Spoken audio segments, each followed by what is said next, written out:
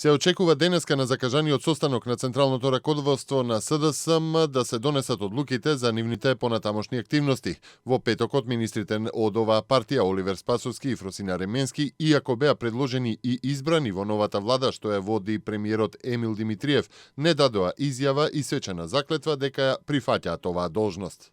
Ја повикувам неголемата опозицијска партија да остане посветена на спроведувањето на обврските од договорот, а тоа значи и да учествува на изборите. Заеднички договоривме избори да има на 24 април. Неголемите партии имаат голема одговорност за државата и за граѓаните и треба да ги стават настрана партиските интереси, порача преку социјалната мрежа Facebook лидерот на ДУИ Али Ахмети.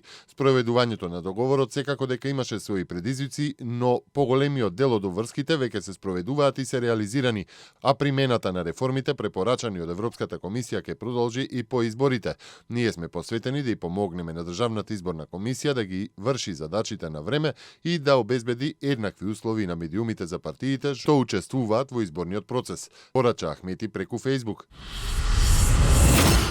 Советот на јавните обвинители денеска, најдоцна до крајот на неделава, ќе одржи седница на која ќе се зборува за стручноста и постапката на специјалната обвинителка Катрица Јанева при примањето наводно материјали од незаконско прислушување од страна на лидерот на СДСМ Зоран Заев, велат извори од Советот за Дневник. Весникот додава дека на седницата се очекува да се донесе заклучок со кој ќе се бара отчет од Јанева како точно се одвивало примопредавањето и дали постои некаков пишан документ, листа за она што е примено во специјалното јавно обвинителство. На Јанева ќе биде даден рок во кој ќе треба писмено да го извести Советот за сите детали од овој случај, вклучително и законските одредби што биле искористени за таа да му ги побара снимките на Заев, но и административното водење на предметот во институцијата, како што се записници и слично. Советот на јавни обвинители е единствениот орган што има право да ја цени стручноста во работењето на специјалната обвинителка. Независното тело на обвинителите реши да побара отчет од Јанева откако таа самата, а претходно и Заев, потврдија дека не постои записник за примопредавањето на 30 декември. На крстосниците во Скопје утре ќе почне воведувањето трепкаво зелено светло на семафорите, согласно Законот за безбедност во сообраќајот на патиштата. Според овој закон, трепкавото зелено светло се воведува за предупредување на учесниците во сообраќајот дека завршува зеленото светло и слободното минување и дека ќе се вклучи жолто, односно црвено светло. Кај двајца струмичани и двајца скопјани минатиот месец била потврдена инфекцијата со ХИВ вирусот. Сите се мажи, од кои тројца на возраст од 20 до 29 години, а еден е повозрасен над 40 години.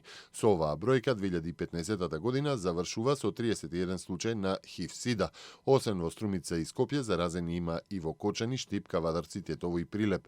За оваа година програмата на Министерството за здравство за превенција од ХИВ-сида се одвоени 45 милиони денари или двојно повеќе од лани.